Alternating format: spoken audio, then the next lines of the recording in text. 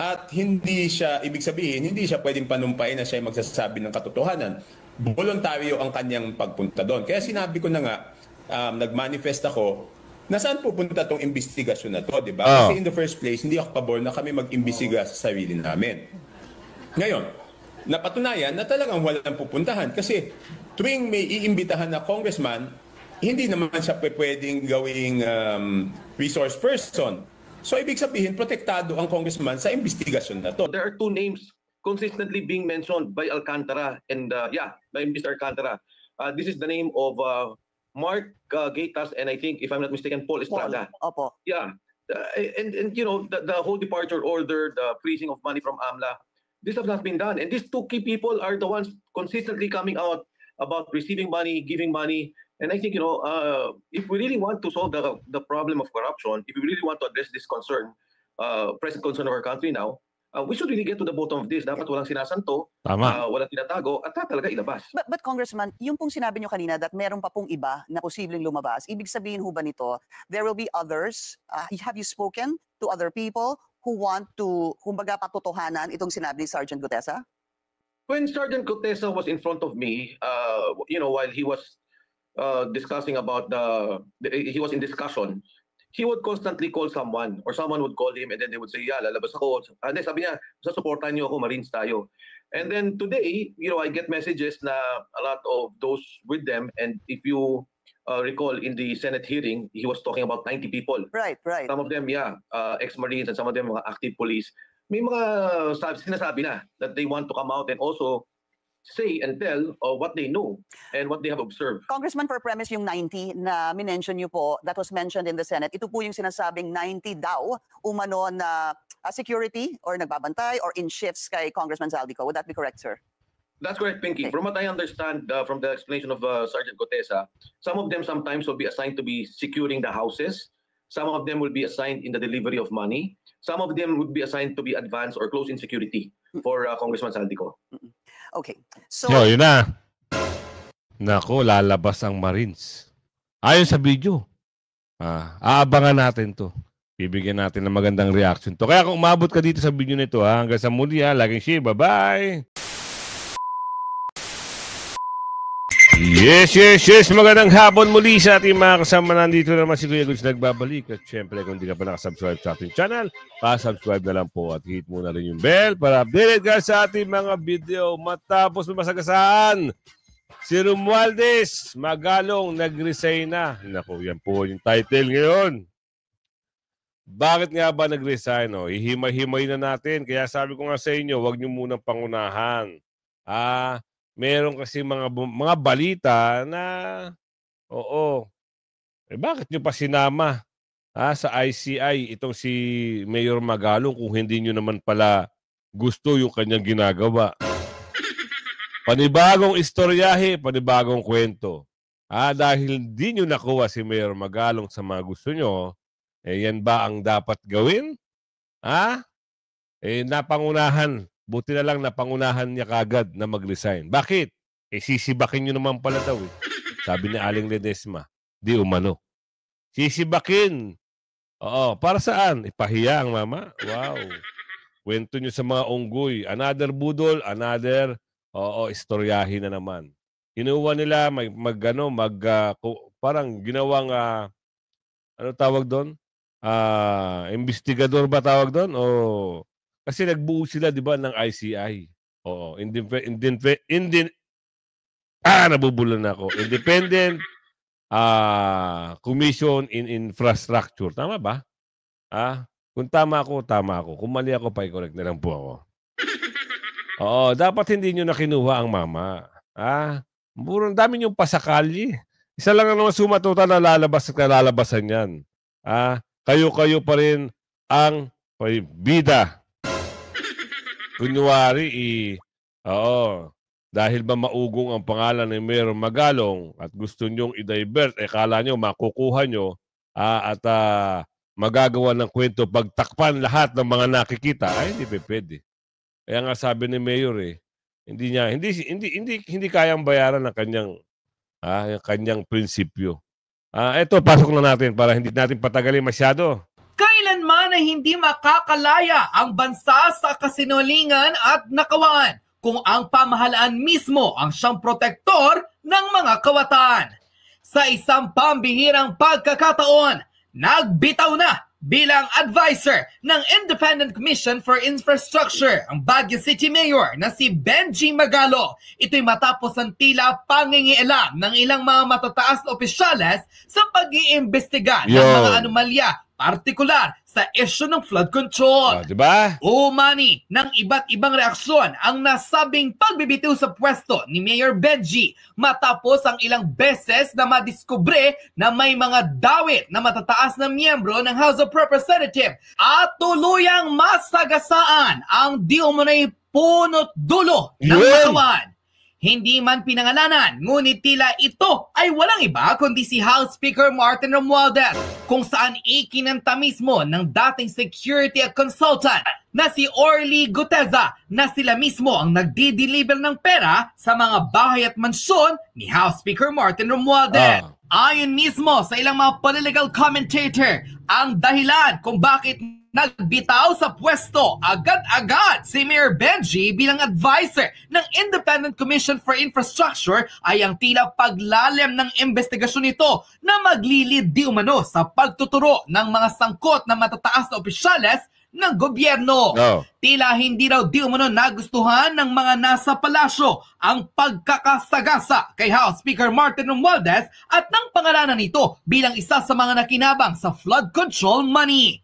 Ayon pa sa kanila, tila sadyang hindi raw kinaya ni Mayor Benji Magalong ang di umano'y power tripping na ginagawa na matapos siyang ideklara na isa sa mga mangunguna sa investigasyon sa maanumalyang pagwala ng pondo sa flood control, nagbitiw ito sa pwesto matapos pakialaman at hindi raw sundin ang kagustuhan na huwag idamay ang di umano'y mga mastermind sa pagnanakaw sa diba? Yun na.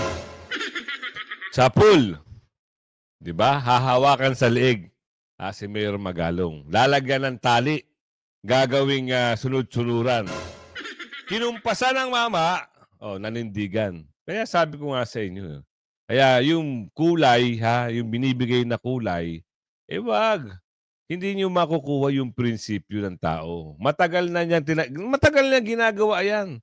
Di ba? Kaya lang siya kumasa dito sa investigasyon. Akala nito siguro, di ba nagsalita si Bungit-ngit, na imbestigahan, paimbestigahan. Inimbestigahan, kumilos ang mama. Nakita. At may pinapangalanan. Totoo lahat ang mga siguro. Kung totoo siguro yung mga nababalitaan, at kita nyo naman sa investigasyon kung sino yung napapangalanan, ano sabi rito? Di ba? Huwag daw idamay, huwag isama yung mga malalaking napapangalanan. Hindi pwede. Kaya nag-resign ang mama. Kayo na lang bahala dyan.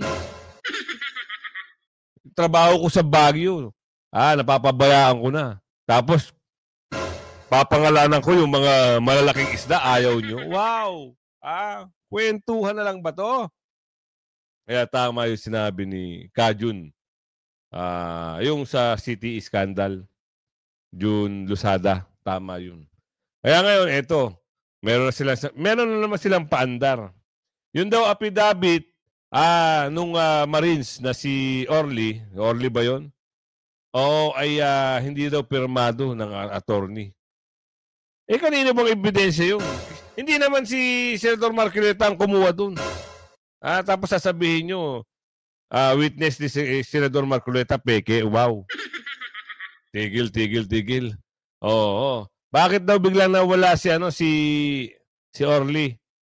Ay, nako, ayan naman tayo. Bakit daw hindi sumama sa DOJ? Abangan nyo ang buong kwento niyan. Lalabas at lalabas yan. Kasi alam nyo naman sila, pag alam na sukol, bibigyan ng panibagong istoryahe, bibigyan ng panibagong papel. Kagaya doon kay nakita nyo ba yung si Alcantara? Di ba? Binatuhan ng isang papel. Napailing si Alcantara ng gano'n. Kahit ayaw ng mama, sabi pa ni Locson, diyan ka tumabi, kay DOJ. Walang magawa si Alcantara. Bakit pinatabi mo doon, Locson? Halata, huwag kang masyadong halata. Akala mo yung baho mo dati. Oo, nakalimutan ng tao. Eto, meron pa. Oo, ilalabas na natin dito. Kasi sabi nitong lalaki na to, hindi dapat yung ganyan ginagawa nyo. Ang alin? Ito, pasok natin para malaman ng ating kababayan kung ano yon. Yung iba tanggap ko na corrupt sila. But yung Senator Lacson, how can you explain this? Hindi mo to alam? Anong alam mo?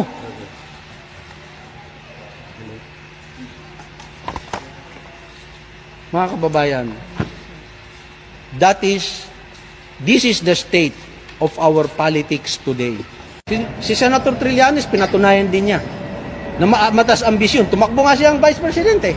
Naka 800,000 siya out of 54 million na botante. Ikaw, naka ilan milyon ka nung tumakbo kang Presidente?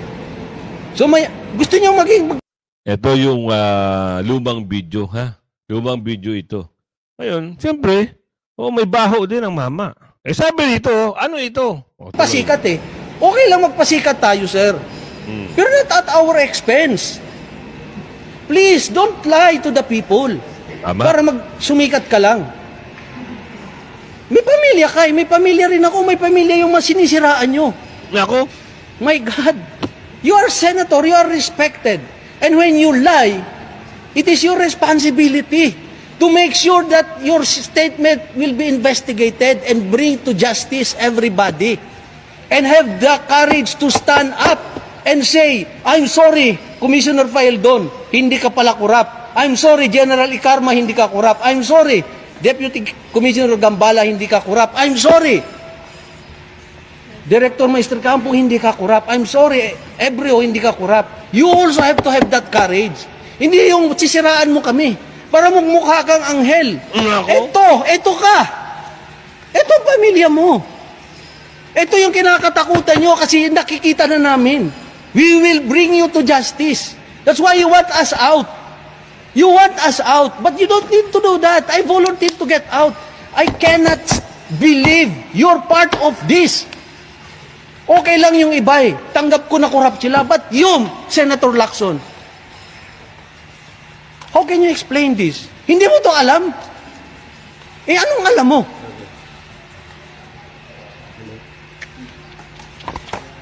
Kaya pala... Mga kababayan, this is the state of our politics today. Kaya pala, may ganong kwento, no? Kaya pala napapansin natin, mayroong mga bagay-bagay na kahit andyan na yung ebidensya, nakahain na sa kanila, kusa at parang gusto lang ilihis.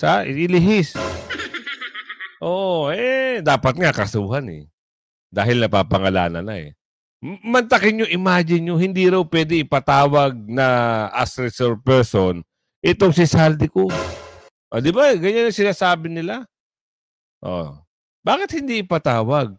Si BP Sara nga umatin sa panawagan ng mga panawagang investigasyon. Vice President na siya.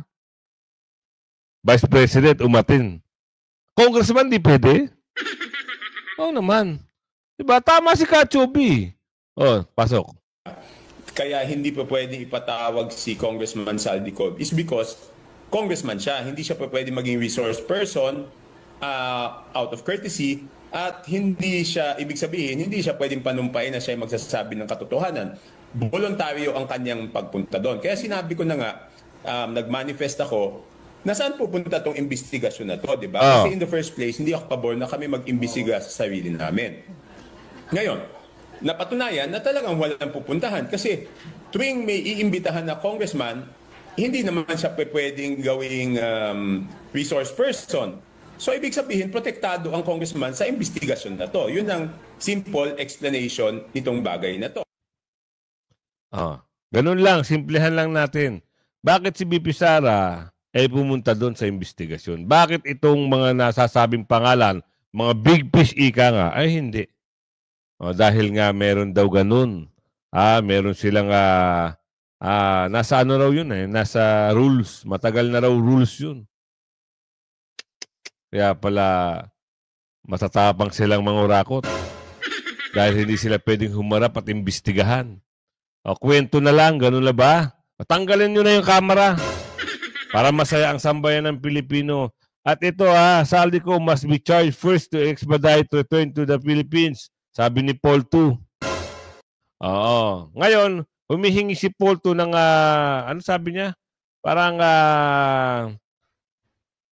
humihingi siya ng paumanhin sa mga nasabi niya. Oo, na baliin o event ang batas.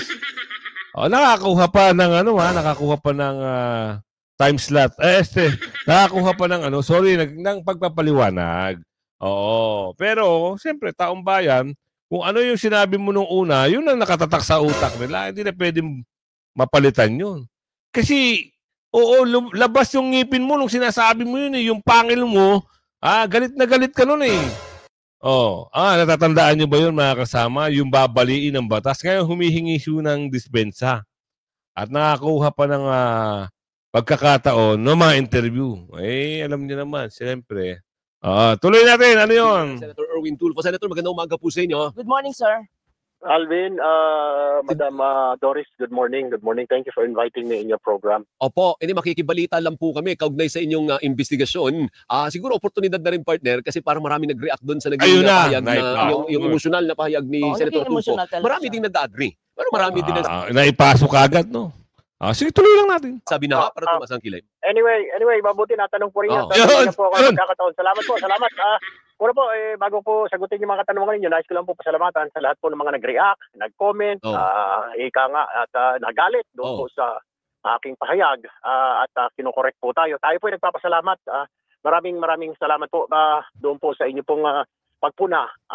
Hindi ko po layunin sabihin na labagin po natin ang batas dahil po doon sa sinabi po natin na sometimes we have to bend the law to please the people. Medyo it was taken out of context po. Siguro bugso na rin po ng damdamin. Napansin niyo naman po.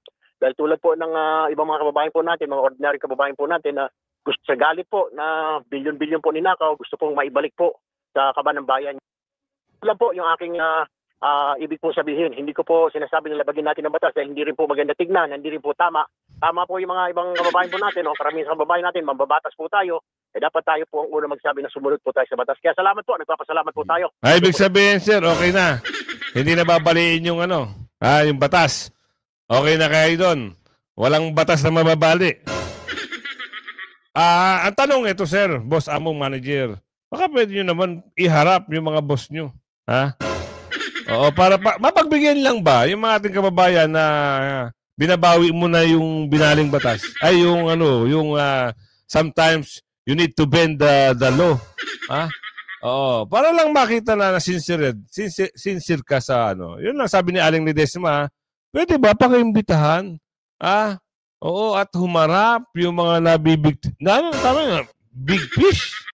Na sinasabi ni Senador Marcoleta? Sa mga nag-react, nag-comment, thank you po for calling my attention. Huwag po kayo manawa, tawagin po ang aking atensyon. Kung tayo po ay medyo may napuna po kayo na hindi po tama at na sa paggawa po natin ang ating tungkulin. Thank you very much po. We really do, or I really do appreciate it po. Yun naman pala. Nag-sorry na, mama.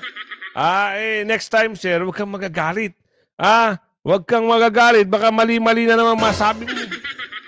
Oo, pasalamat ka at wala si Senador Marcoleta dahil kung nandun si Senador Marcoleta, maki-question ka. Saan mo batas, saan libro ng batas mo nasabi o nakita at paano mo ito nasabi na kailangan baliin sometimes ang batas? Oo, gaganunin ka talaga, sir. Reaction lang yun, Okay, magagalit. Kayo public servant. Oo.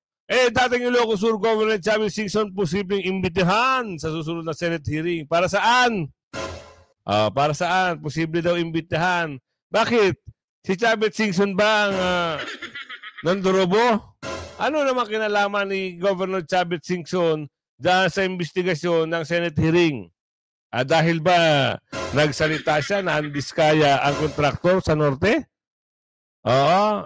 Security aid na nagbuhat ng malay-malitang pera. Saan dinala? Di ba? Nabanggit nga doon sa bahay. Number 42, McKinley, Taguig. Yun na sabi.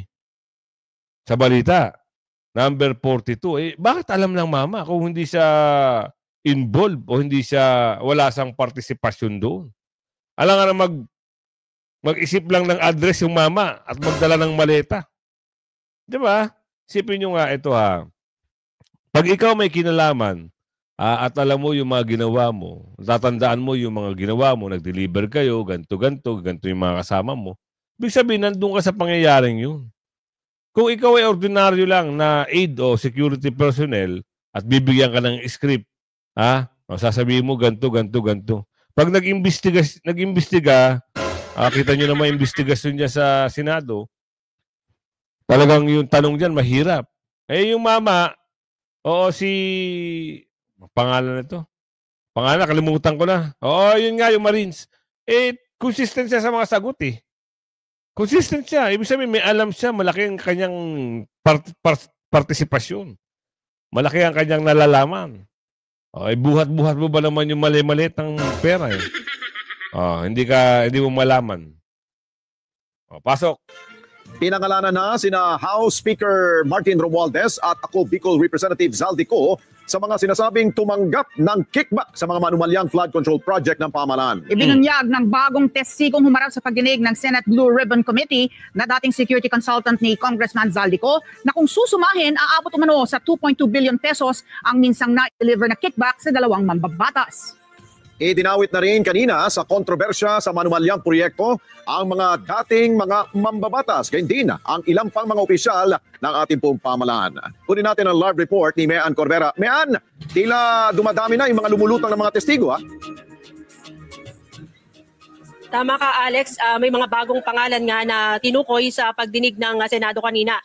Pero ang nakakagulat, Alex, may pera pala talaga sa basura dahil ang basura ang ginamit na termino nitong dating security ni Congressman Zaldico at nagsabing nag-deliver siya ng pera sa bahay ni dating House Speaker Martin Romualdez at Congressman Zaldico.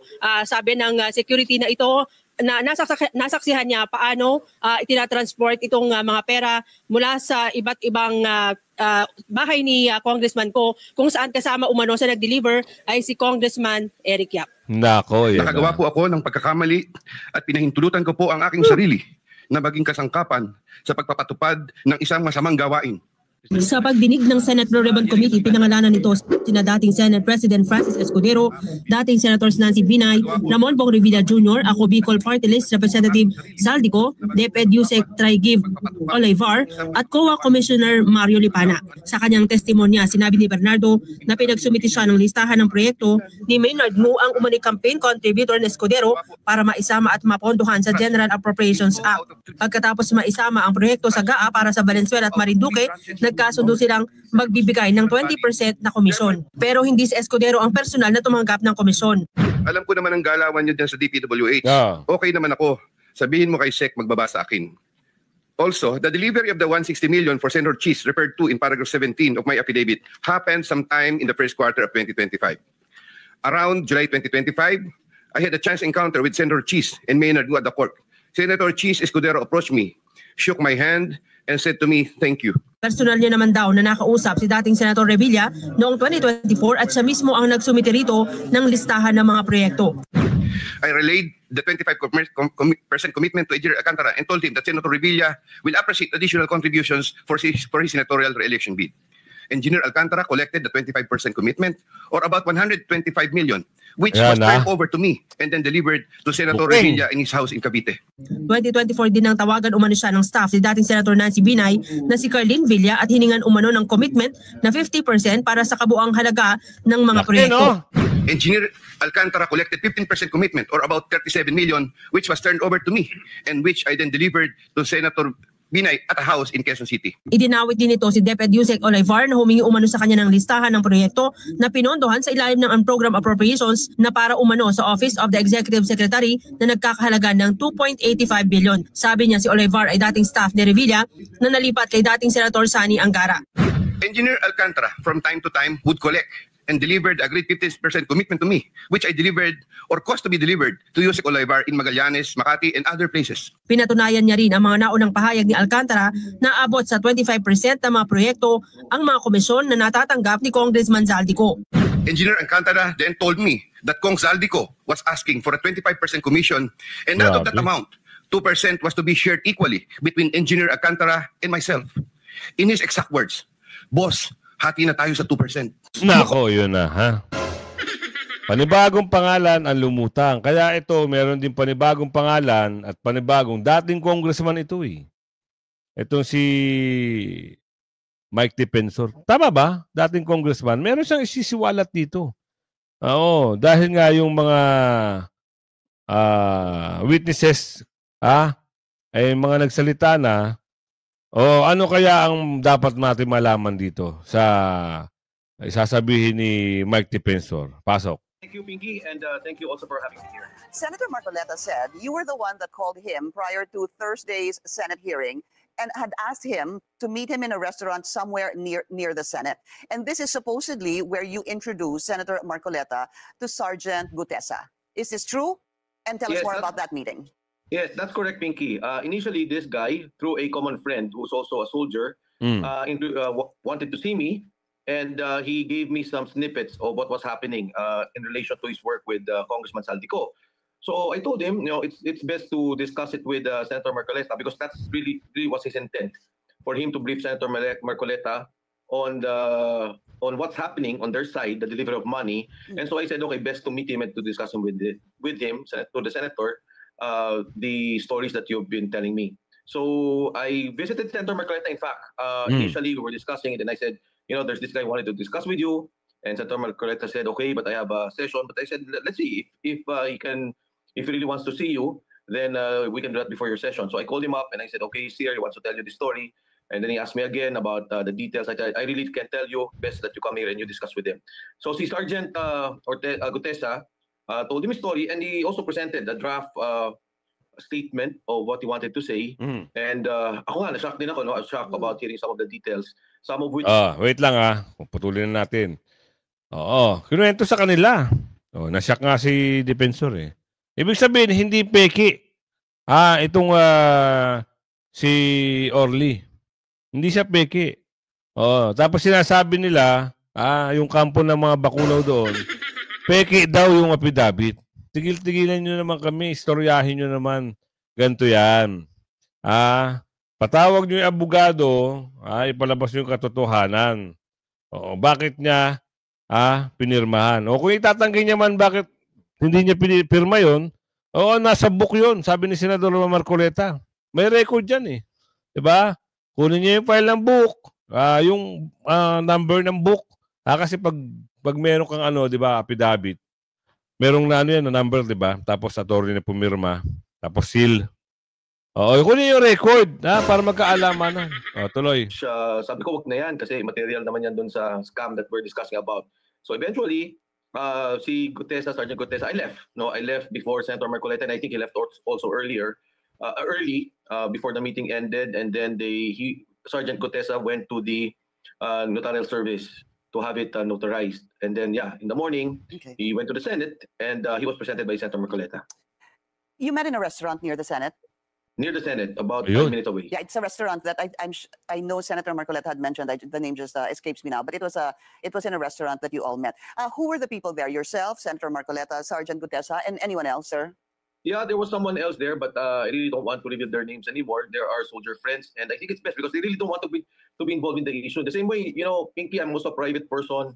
I don't want to get involved in the political issues, but I felt, this is something that we should really, if there's truth to it, it should be revealed. This is for the country. This is a situation we're in now. Good job, yeah. Corruption crisis is really affecting all of us. It's an open secret in Congress. A lot of people know it. Even the banks know about it. And I think it's time that we really address this issue. And I think the things that he pointed out, the carrying of money 3 times a week, coming from Congress and being delivered, this is really appalling for me. Your common friend, the one that introduced you or served as a bridge to Sergeant Gutesa, obviously, you don't want to name the common friend. Sabi mo nga, ayaw mo nang magdagdag pa ng individuals dito, hindi ho ba? Would that be correct, sir? Yes, si common friend. Okay. Yeah. Si common friend po is a friend that you truly trust. Malapit ho ba siya talaga sa inyo? Just give me a little bit of a little description or how close you are to this common friend, just to be able to kind of put the pieces together with Sergeant Gutesa, sir. If the question, if it's political, wala, nothing. It's not political. these people are also concerned for the country. They heard what Gutesa said. And the other people with Gutesa, I believe, from what I heard, will also come out and will reveal also what they know. So I think that's the point. I think bottom line here, I saw the list of the Department of Justice. Secretary Boying is also a good friend of mine. But, if you notice, Pinky, there are two names consistently being mentioned by Alcantara and, by Mr. Alcantara. This is the name of Mark Gaitas and I think, if I'm not mistaken, Paul Estrada. Opo. Yeah. And the whole departure order, the freezing of money from AMLA, this has not been done. And these two key people are the ones consistently coming out about receiving money, giving money. And I think, if we really want to solve the problem of corruption, if we really want to address this concern, present concern of our country now, we should really get to the bottom of this. Dapat walang sinasanto, walang tinatago, at talaga ilabas. But Congressman, yung pong sinabi nyo kanina that meron pa pong iba na posibleng lumabas, ibig sabihin ho ba nito, there will be others? Have you spoken to other people who want to, kumbaga, patotohanan itong sinabi ni Sergeant Gutesa? When Sergeant Gutesa was in front of me, while he was discussing about he was in discussion, he would constantly call someone or someone would call him and then they would say, yeah, lalabas ako. And then sabi niya, sasuportahan niyo ako, Marines tayo. And then today, I get messages na a lot of those with them. And if you recall in the Senate hearing, he was talking about 90 people. Right. Some of them, ex-Marines and some of them mga active police. May mga sinasabi na that they want to come out and also say and tell what they know and what they have observed. Congressman, for premise yung 90 na minention niyo po, that was mentioned in the Senate, ito po yung sinasabing 90 daw umano na security or nagbabantay or in shifts kay Congressman Zaldico. Would that be correct, sir? That's correct, Pinky. Okay. From what I understand from the explanation of Sergeant Gutesa, some of them sometimes will be assigned to be securing the houses. Some of them will be assigned in the delivery of money. Some of them would be assigned to be advanced or close-in security for Congressman Zaldico. Okay. So, yun na. Nako, lalabas ang Marines. Ayon sa video. Aabangan natin to. Bibigyan natin ng magandang reaction to. Kaya kung umabot ka dito sa video nito, hanggang sa muli, laging share. Bye-bye!